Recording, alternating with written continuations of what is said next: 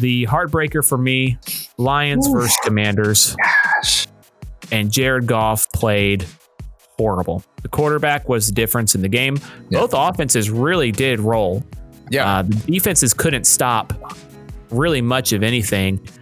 Some criticism on the play call where you double reverse it and let the receiver throw the pass for the pick. He's got to throw that away. Yeah.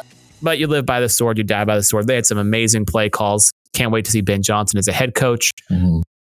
Even though I don't think he'll have as much talent as he does in Detroit. But Jared Goff, his flaws showed up again. He's normally an effective and efficient player, but he does lose his mind sometimes. He had the 5 interception game last time. And then this was the game breaker. Washington up 17-14 in the second and just sails a throw for the pick six. Just complete shank. He gets completely put on his butt. Which should have been a penalty because it's helmet to helmet, but they didn't call it and it's not reviewable.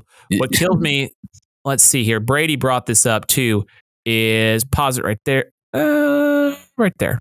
You look here in that bottom left corner and you have Laporta wide open, 6-7 yard gain. It's 2nd and 14. You take the 6 or 7, it's 3rd and 5 and you're fine. But he got greedy and he does, when he misses, he typically sails it. And that one, he sailed it for the pick six.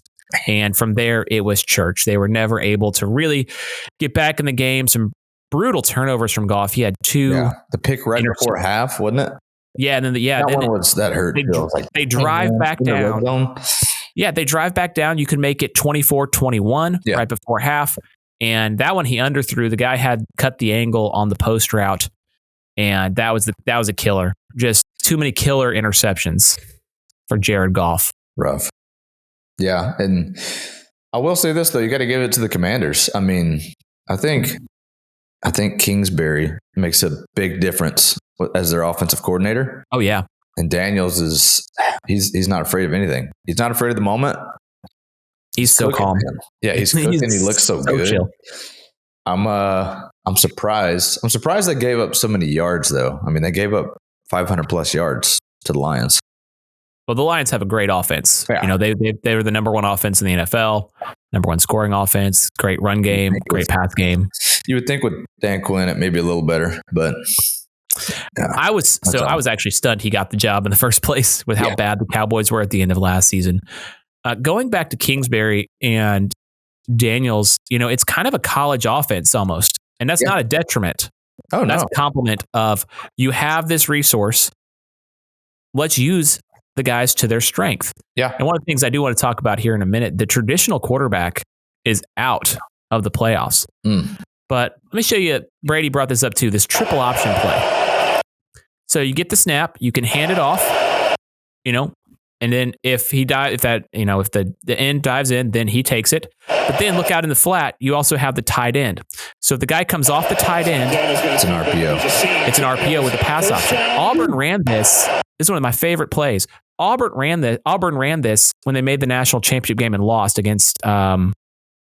Man, who did they lose to? Florida State? They lose to Florida State that year? Florida State. Yeah, they ran that play all the time. It was an RPO, and they'd have a receiver out there waiting.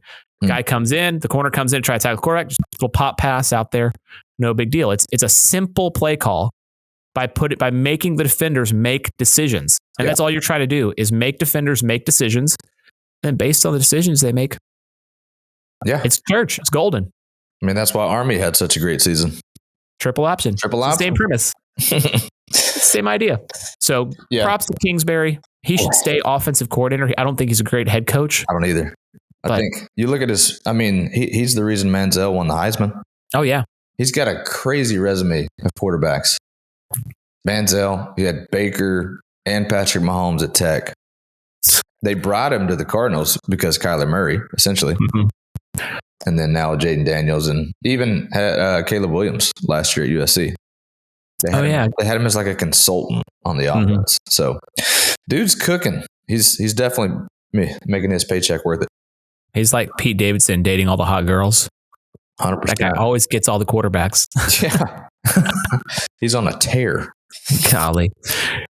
Do you think this is the starting to close the Lions window? They were rising up. Last year, they had the big lead that they blew to the 49ers. This year, the defensive injuries really got them. Without Hutchinson, they were not able to really pressure Daniels at all, and he cooked him.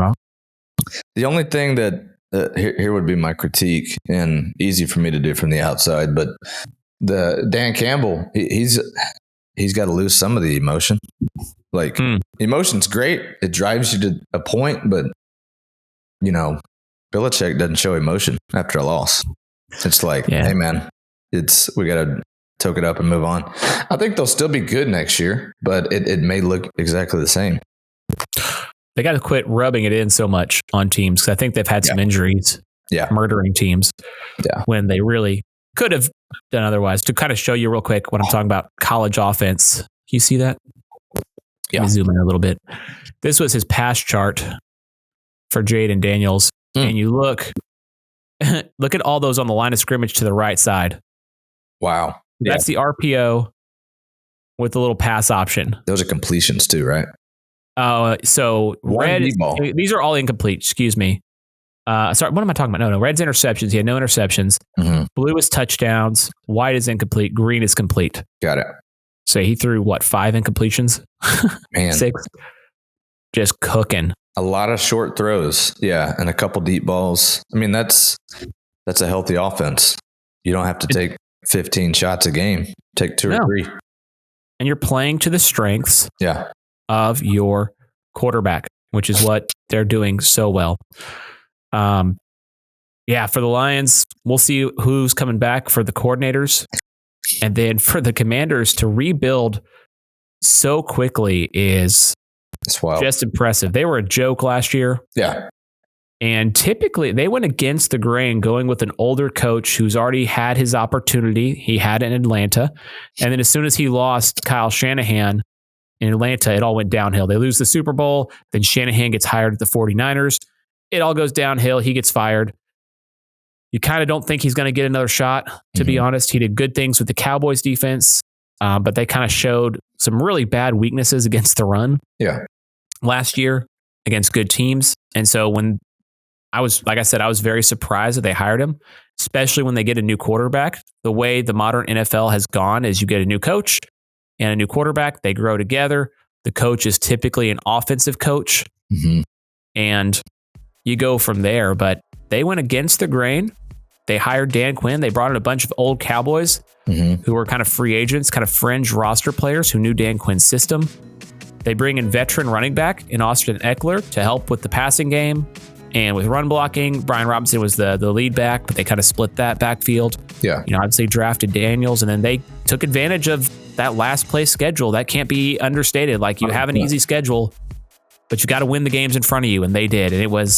And here they are, 1 win away from going to the Super Bowl. It's crazy. Very impressive work. McLaurin as well. He's cooking. He finally has a quarterback. Yeah. I mean, it's that easy. But yeah, no, it's been great. It's awesome to see. I mean, it sucks for, it's not the Cowboys, but it is what it is. Yeah.